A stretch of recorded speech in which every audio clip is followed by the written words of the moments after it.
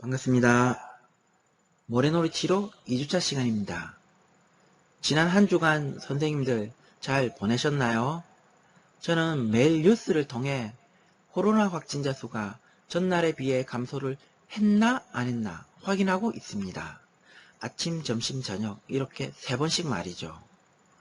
다행한 건 코로나 사태가 초기에 비해 지금은 그 확산세가 많이 감소하고 있다는 점에서 안도감을 가지고 있습니다.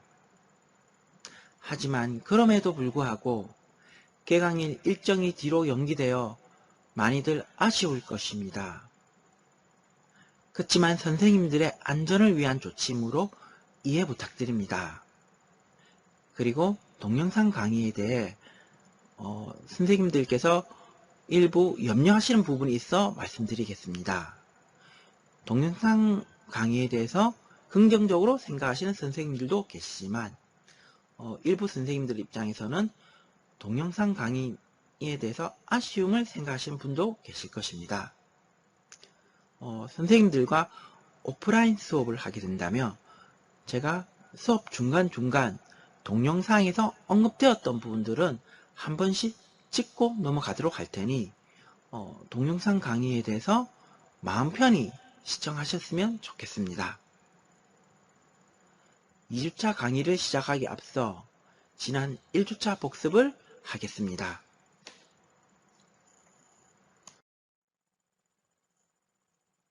지난 시간 제가 언급해드렸던 놀이, 모래놀이 치료가 선생님들 기억나시나요? 놀이는 어린 시절 생각해 본다면 특히 명절날 재밌게 놀았던 추억이 떠오르네요. 연날리기, 윷놀이, 제기차기 등 말이죠. 그래서 우리가 놀이를 말한다면 우리네 삶을 즐겁고 신나게 만드는 활동입니다. 그래서 놀이는 즐겁고 자발적이고 능동적인 활동이죠. 제가 지난 시간 말씀드렸죠. 노는 것은 말 안 해도 스스로 놀기 때문에 자발성을 띈다고 말이죠. 이번엔 모래놀이에 대해서 설명해 보겠습니다. 모래를 가지고 놀면 어떤 마음이 들까요? 왠지 모르게 편안한 마음이 듭니다. 그래서 모래를 만지며 편안한 느낌을 주며 또는 우리의 옛 향수를 불러일으키는 긍정적 역할을 합니다. 그래서 우리가 모래놀이를 가지고 놀았던 생각을 딱 떠오른다면 즐겁고 편안한 느낌이 막 떠오르지 않습니까? 저는 어린 시절 두꺼비 집을 짓던 추억과 놀이터에 있는 모래사장에서 뛰어놀았던 추억이 떠오릅니다.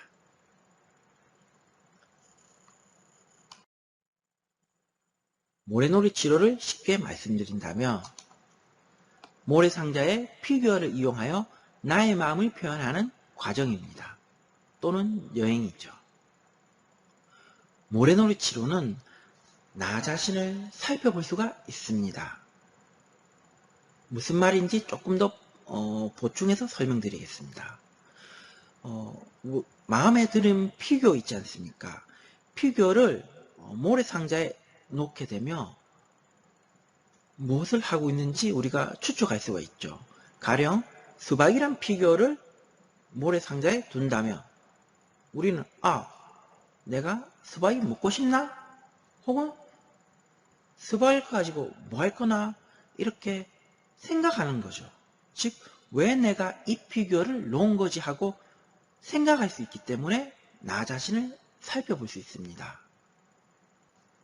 그렇기에 모래놀이 치료는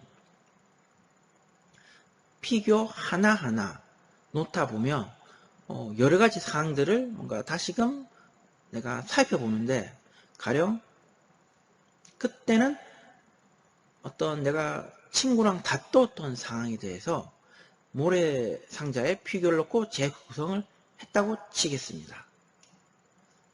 그때는 그 상대만 보이던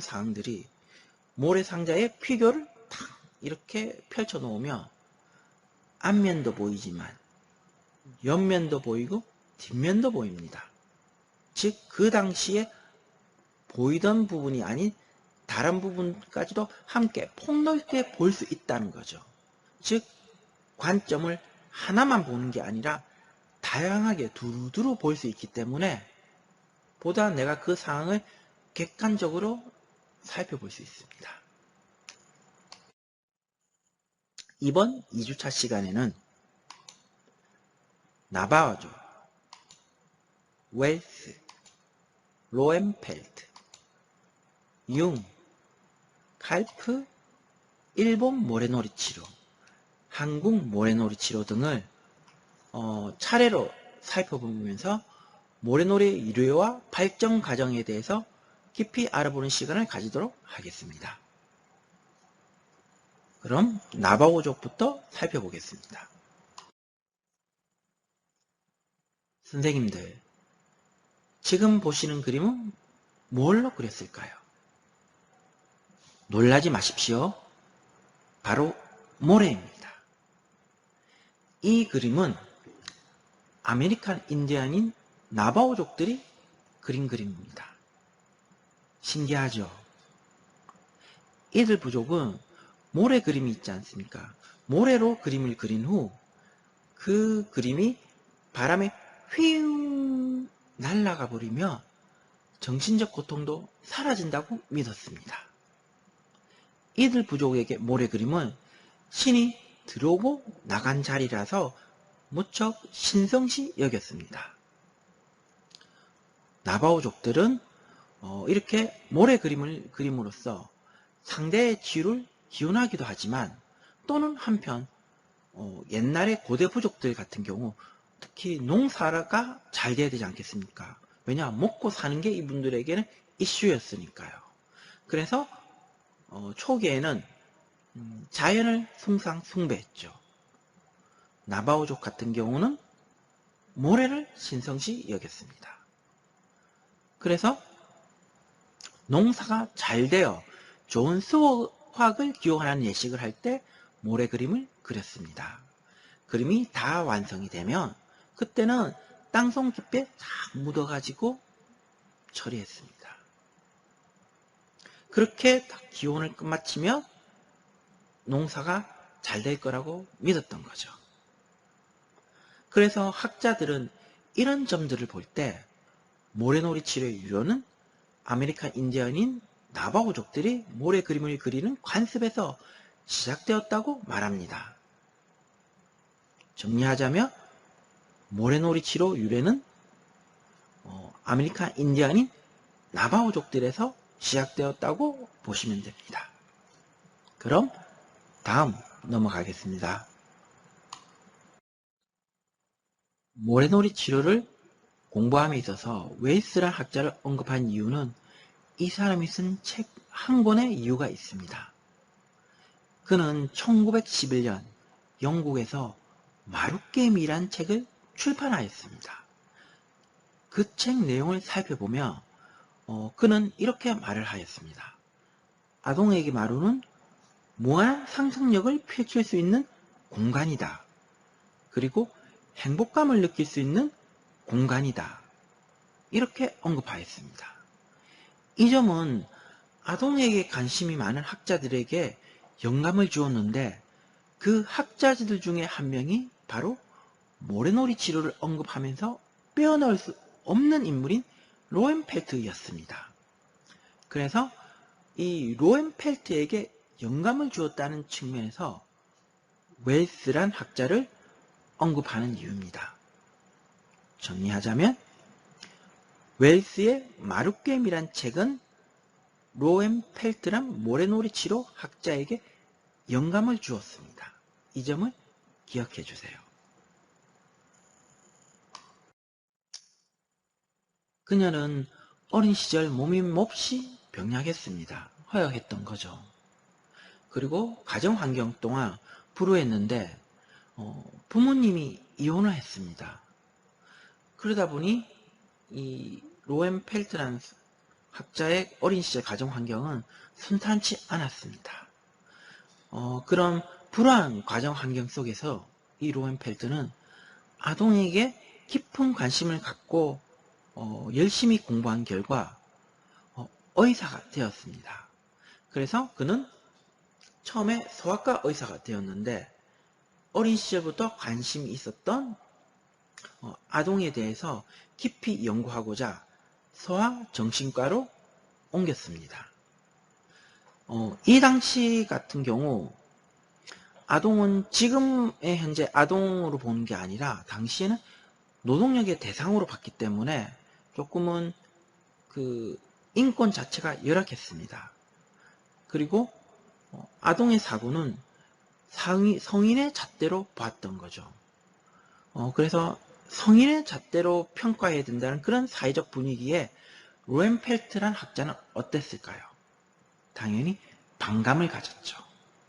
그런 말했습니다. 무슨 소리냐? 어떻게 아동을 성인의 잣대로 평가하냐? 그리고 말하는 것 또한 아동은 말이 다가 아니다. 시각적으로 혹은 촉각적으로 이런 도구를 쓴다면 훨씬 더 표현을 잘할 수 있다고 본 거죠. 그리고 아동을 있는 그대로 분석하지 말고 좀 차분히 지켜보고 관찰해야 된다고 봤습니다.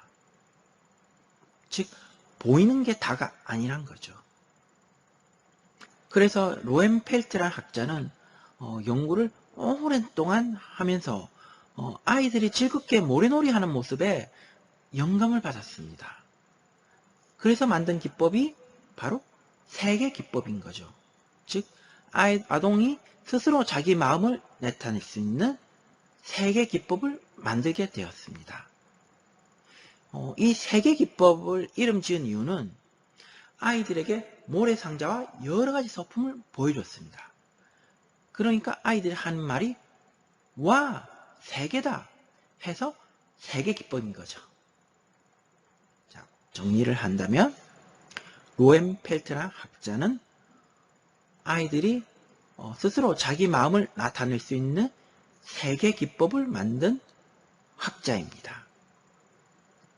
즉 로엔펠트 하면 세계 기법 기억해 주십시오. 융은 분석심리학 학파의 수장입니다. 여기서 말하는 분석심리학이란 인간의 마음은 결정되었다는 입장이 아니라 자기 스스로 의지에 의해서 충분히 바꿀 수 있다고 보았습니다. 거기에는 고통이 뒤따르고 용기가 필요하다고 보았죠. 융은 인간의 마음은 의식과 무의식으로 나눠져 있는데 무의식은 개인 무의식과 집단 무의식으로 나눠졌다고 보았습니다. 그리고 융은 이 집단 무의식을 깊이 연구하였습니다. 여기서 말하는 집단 무의식이란 종교, 인종, 나라, 지역 간의 공감대 형성을 해나가는 것을 말하는데 예를 들어 보겠습니다. 동양에는 콩쥐팥쥐 이야기가 있습니다. 서양에는 신데렐라 이야기가 있습니다. 이 두 이야기를 들어보시면 어떤 공통점이 있나요? 양쪽 다 어린 시절 어머님을 잃고 계모에 의해서 성장했죠. 그리고 신데렐라 같은 경우는 왕자님을 만나 구원을 받죠. 그리고 콩쥐팥쥐의 콩쥐는 마을 원님을 만나 구원을 받습니다. 이 두 이야기를 보면 동양과 서양은 멀리 떨어져 있어도 인간의 마음은 공감대가 있다는 것을 말합니다. 그것이 바로 집단 무의식입니다. 여기에 보태 한국인의 집단 무의식에 대해서 설명드려 보겠습니다. 한국인의 집단 무의식은 특히 집단이란 사고가 강합니다. 약자를 보거나 노약자를 봤을 때 그냥 쉽게 지나치기가 힘이 듭니다. 왜냐? 한국인의 정서 안에는 정이 깔려 있으니까요. 즉 우리가 남이냐라는 사고가 강합니다. 그 이유를 생각해 본다면 우리나라는 유교 사상과 불교 그리고 근래에 와서는 하나님, 동학, 원불교 등 다양한 종교들의 교리가 한국인의 정서에 자리 잡고 있습니다.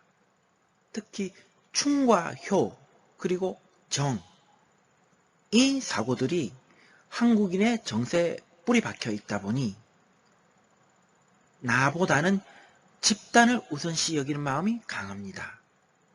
특히 한국인들 같은 경우 스포츠에도 이 집단 모식이 발휘되죠. 할 일 좀 있으면 어떻습니까? 축구에서 특히 일본에게 지는 거 무척 싫어하죠. 그리고 우리나라가 외국에 지고 있으면 무척 기분이 나쁩니다. 왜일까요? 그것은 우리 마음 한구석에는 애국심이 자리 잡고 있는 거죠. 신기하지 않습니까?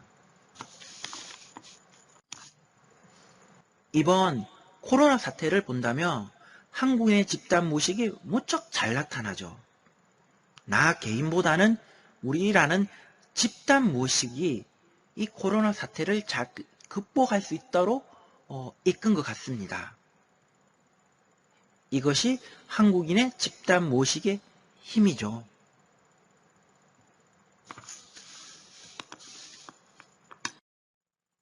융은 성인기 시절 생각을 해야 하거나 스트레스를 받았을 때 호숫가에 있는 모래에 손을 넣고 무심코 그림을 그렸습니다. 어떤 그림을 그렸을까요? 그 그림은 동그란 원 모양이었습니다. 그리고 신기하게도 동그란 원 모양의 그림을 그리다 보니까 자기 마음속에 답답했던 부분이 희한하게도 휘웅 하고 날아가 버렸습니다. 즉 마음이 편안해진 거죠. 그래서 융은 그 후에도 스트레스 받거나 혹은 고민이 있을 때마다 이 호숫가에 와서 모래에 손을 넣고 그림을 그렸습니다. 그러면서 자기 마음을 정리하였죠. 훗날 융은 모래는 자기 마음을 쏟아놓는 장소로 보았습니다. 정리하자면 융은 분석 심리학을 만든 학자이며 그리고 집단 모식을 연구한 학자입니다. 만약 제가 여러분들께 분석 심리학을 만든 학자 하면 누구일까요? 바로 융입니다. 칼프에 대해서 설명드려 보겠습니다. 칼프는 어린 시절 매우 부유한 집에 태어나 자랐습니다. 그래서 부자 남편을 만나 행복한 결혼 생활을 꿈꿨죠. 하지만 그녀에게 시련이 닥쳤습니다. 바로 제2차 세계대전이 터진 거죠. 그로 인해 그녀는 남편을 잃고 재산 또한 잃었습니다. 보통 사람 같으며 그 상황에서 좌절했겠죠. 하지만 칼프는 좌절하지 않고 현재에 충실했습니다. 자신이 할 수 있는 직업을 택하였는데 평소 아동들을 돌보는 일에 자신이 있어서 보육교사가 되었고 아동 심리에 대해서 공부를 하였습니다. 그러다가 융의 자녀 또한 돌보게 되었는데 융의 자녀를 잘 돌보는 모습을 융이 지켜보더니 칼프란 사람은 보육교사로만 있기에는 너무 자질이 아깝다 여겼습니다. 그래서 칼프에게 스위스 융 연구소에서 융 분석 과정을 공부하도록 권유하였죠. 칼프 또한 평소 아동 심리에 대해서 좀 더 깊이 전문적으로 공부하고 싶었기 때문에 융의 제의를 수락하였습니다. 그리고 칼프는 융의 부인으로부터 교육 분석 공부까지 이수받았습니다. 그러다가 우연찮게 로헨펠트가 세계기법을 발표하게 되면서 거기에 상당한 감명을 받게 되었죠. 융 또한 칼프가 연구하고 있는 그 분야에 대해서 할 수 있다는 긍정적 지지를 보냈습니다. 그의 용기를 얻어 칼프는 로헨펠트에 의해 창시된 세계기법을 시작으로 융의 분석 심리학 이론적 배경을 바탕으로 오늘날의 모래놀이 치료를 완성하게 된 거죠. 칼프는 치료자와 내담자의 관계에도 주목하였습니다. 그래서 모자 일체성을 주장하였는데, 선생님들, 모자 일체성 무슨 뜻일까요? 모자 일체성은 글자에 힌트가 있습니다. 바로 말씀드리겠습니다. 치료자와 내담자 사이는 안정된 기반을 형성한 것이 무엇보다 중요합니다. 왜냐? 마음이 편해야 자기 고민을 털어놓을 수 있으니까요. 그래서 모자 일체성. 치료자와 내담자 사이는 부모 자식 같다. 믿음 있고 끈끈한 신뢰관계가 바로 모자 일체성으로 표현된 거죠. 이해하시겠습니까? 이 칼프란 사람에 대해서 그 일생을 돌아본다면 융이 주장한 자기 개성화 과정이 그대로 나타난 인물입니다. 부유했던 환경에서 남편을 잃고 재산도 잃고 실외에 빠졌지만 그녀는 운명에 좌절하지 않았습니다. 열심히 현재에 충실한 결과 융의 눈에 띄어 분석 심리학 공부를 할 수 있었고, 그리고 로헨펠트가 발표한 세계 기법을 크게 감동받아 로헨펠트의 세계 기법과 융의 분석 심리학 이론을 접목하여 오늘날 모래놀이 치료를 만든 결과물을 만들어냈기에 대단하지 않나 싶습니다. 칼프를 정리해 보겠습니다. 칼프는 융의 분석 심리학 이론을 공부하였습니다. 그리고 로헨펠트가 발표한 세계 기법에 감명을 받았습니다. 그래서 이 두 가지 이론을 접목하여 모래놀이 치료를 만들어냈습니다. 오늘날의 모래놀이 치료를 말이죠. 그리고 치료자와의 내담자와의 관계를 주목하였는데, 이를 가리켜 모자 일체성이라 하였습니다. 치료자와 내담자 사이는 안정된 기반을 형성하는 것이 중요하므로 모자와 같은 관계, 모자 일체성을 주장했습니다. 다음 넘어가도록 하겠습니다. 일본 모래놀이 치료에 대해서 설명드려 보겠습니다. 칼프가 발표한 모래놀이 치료에 대해 주목한 일본의 한 학자가 있었습니다. 그는 바로 가와이 하야오란 학자로 일본인들 성향과 모래놀이 치료가 잘 맞겠다고 생각했습니다. 왜냐? 일본인들 같은 경우는 언어가 아닌 비언어적인 의사소통을 잘하였는데, 이 점은 모래놀이 치료에 있어서 말을 많이 하지 않아도 상대방이 어떤 말을 하는지 공감할 수 있어 의사소통을 쉽게 할 수 있다는 모래놀이 치료의 장점과 일치했던 거죠. 그래서 그는 1965년 융 연구소로부터 일본에 들여와 발전시켰는데, 일본에서 선풍적으로 인기를 끌었습니다. 그리고 이 가와이 교수는 단순히 모래놀이 치료를 일본에 보급시키는데 그치지 않고 해석보다는 감상한다는 식의 일본식 모래놀이 치료 상담 기법을 만든 학자입니다. 마지막으로 한국 모래놀이 치료에 대해서 설명드리겠습니다. 우리나라는 1992년 동부아동상담소 소장인 김보혜 수녀님과 대구대학에 재학 중인 송영애 교수님께서 일본에 직접 건너가셨습니다. 가와이 하야오 교수님을 만나 모래놀이 치료를 시연해 보시고, 이 모래놀이 치료가 우리나라 아동과 청소년에게 참 효과가 있다는 것을 느끼셨고, 그래서 한국으로 가져와서 널리 복파했는데, 오늘날 현재 위센터, 가족상담센터, 개인상담센터, 노인복지관, 지역아동센터 등 여러 영역에서 널리 활용되고 있습니다. 오늘날 지식 정보화 사회가 되다 보니 상대와 자연스러운 교감이 사라지고 빨리빨리가 중시되다 보니 공감하기가 쉽지 않습니다. 그렇기에 공감이 중시되는 우리 사회에서 무엇보다 이 모래놀이 치료가 주목받고 있습니다. 왜냐? 유아부터 아동, 청소년, 성인, 노인에 이르기까지 누구나 쉽게 표현할 수 있고 공감할 수 있기 때문입니다.